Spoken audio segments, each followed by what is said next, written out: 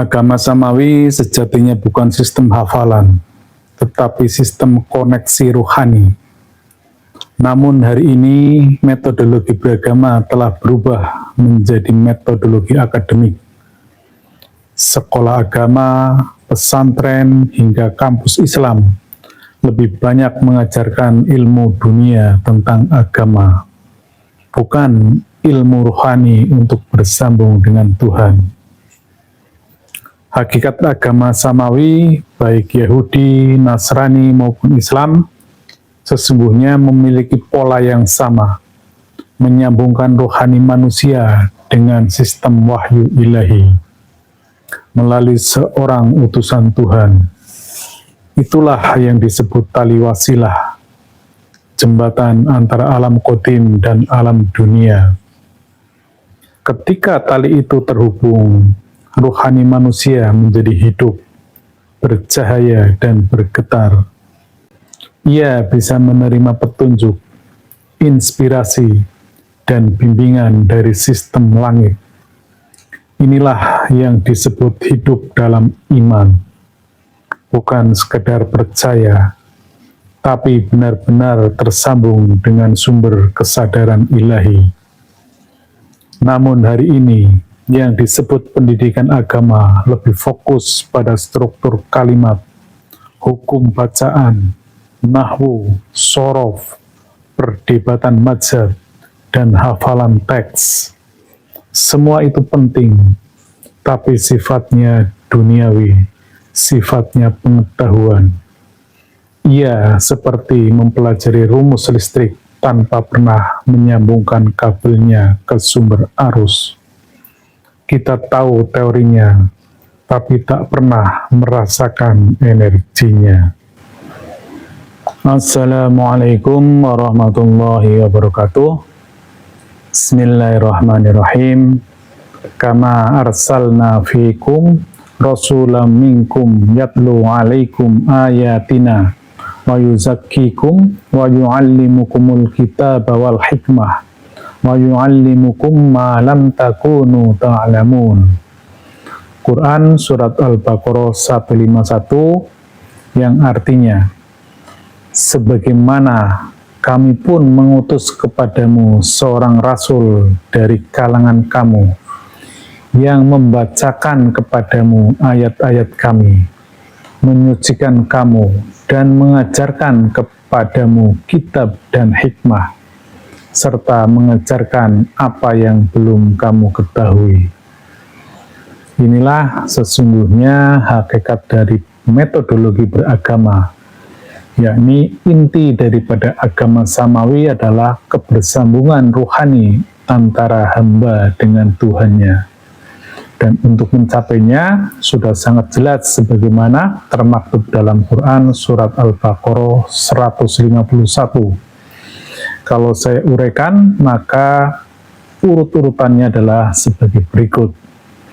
Yang pertama, tentunya kita harus bertemu dengan seorang rasul dari kalanganmu. Rasul di sini diartikan sebagai utusannya. Rasul adalah entitas rohani yang mendiami seorang transmitter dunia ini. Dia bisa ulil amri minkum, bisa al-ulama warasatul anbiya, bisa juga seorang walia mursida. Tetapi pada intinya adalah rohaninya didiami oleh rohani Rasul. Oleh karenanya, yang paling utama adalah kita menemukan seorang guru mursyid, seorang guru rohani, yang dengannya kemudian kita akan dibacakan ayat-ayat Allah.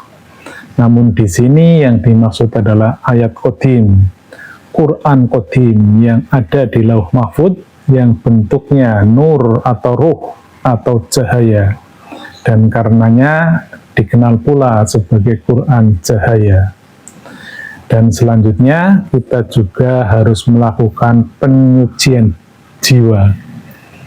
Namun pada hakikatnya guru mursyidlah yang menyucikan jiwa kita melalui serangkaian tazkiyatun nafas, baik taholi berupa pembersihan atas dosa-dosa kita, tahali memformat ulang jiwa kita sehingga sampailah kita kepada tajalli, bersambungnya dengan sistem wasilah yang pada endingnya tersambung dengan Allah Subhanahu wa Ta'ala. Dan pada intinya tazkiyatun nafas adalah naiknya dimensi kesadaran kita menuju kesadaran rohani. Dan selanjutnya kita akan diajarkan tentang kitab, namun dalam hal ini juga kitab qadim yang terintegrasi dalam diri kita, sehingga pada hakikatnya kita diperjalankan dengan ayat-ayat qadim tersebut dengan bimbingan sang guru rohani.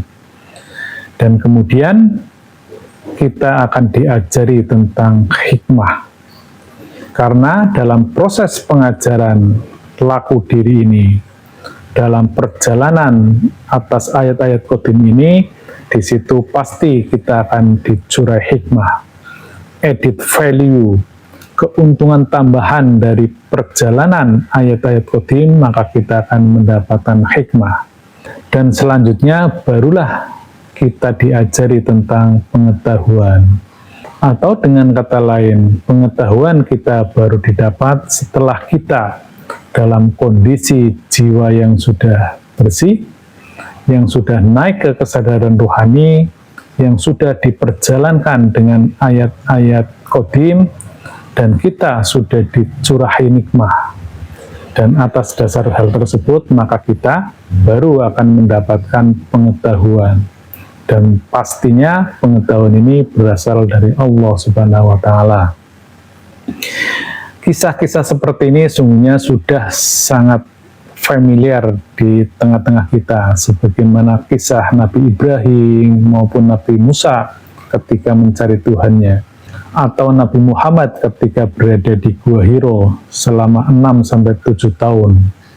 Demikian halnya Sunan Kalijaga ataupun Buddha Gautama bertapa di bawah pohon Bodhi.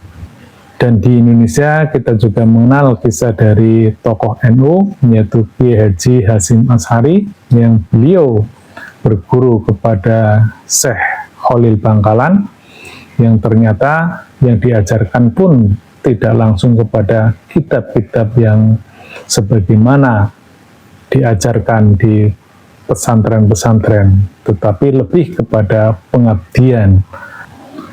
Berdasarkan kisah masyhur tersebut dapat disimpulkan bahwa tidak ada satupun para pencari Tuhan yang menemukannya dari literasi, dari buku-buku, dari kitab, dari hasil diskusi, forum-forum kajian, dan sebagainya. Inilah sesungguhnya yang hilang dari sistem pengajaran kita, dari metodologi beragama. Kita hanya melahirkan orang-orang yang fasih dalam berbicara, lancar dalam bertutur kata, namun kering, bahkan tidak bersambung dengan Tuhannya. Padahal itu adalah inti dari ajaran agama samawi, agama langit yang diturunkan ke bumi agar bersambung kepada Tuhannya. Agama tanpa koneksi rohani hanyalah ritual yang kering. Ilmu agama tanpa wasilah hanyalah kumpulan data yang tak bernyawa. Padahal tujuan agama samawi bukan sekedar menciptakan orang pintar, tetapi melahirkan insan yang sadar, yang hidup dalam frekuensi ketuhanan. Oleh karenanya, mari kita kembalikan arah pendidikan agama dari sekedar belajar tentang Tuhan menjadi bersambung dengan Tuhan. Itulah metodologi beragama dalam pandangan tasawuf ilmiah eksakta. Metodologi yang tidak berhenti di logika, tapi menembus ke dimensi ruhani dan energi ketuhanan. Demikian, Ilahi anta maksudi waridhoka matlubi. Wassalamualaikum warahmatullahi wabarakatuh.